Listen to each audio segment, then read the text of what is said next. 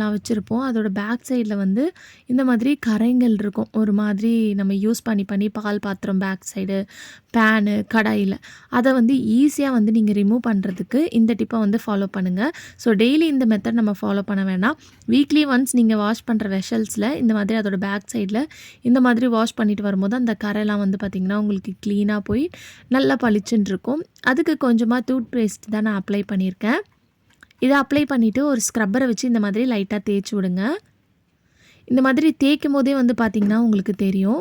So வீடியோவில் பார்க்கும்போதே தெரியும் உங்களுக்கு ரொம்ப அழுத்திலாம் நம்ம தேய்க்கணுன்ற அவசியம் இல்லை.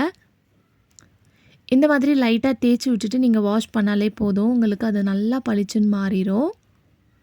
ஸோ சைட்லலாம் வந்து பார்த்திங்கன்னா உங்களுக்கு கரை வந்து ரொம்ப படிஞ்சு போயிருக்கும் இல்லையா, அதை ரிமூவ் பண்ணுறதுக்கு இந்த டிப் வந்து பார்த்திங்கன்னா நம்மளுக்கு ரொம்பவே ஹெல்ப்ஃபுல்லாக இருக்கும். இந்த டிப் கண்டிப்பாக ரொம்ப யூஸ்ஃபுல்லாக இருக்கும். ட்ரை பண்ணி பாருங்கள்.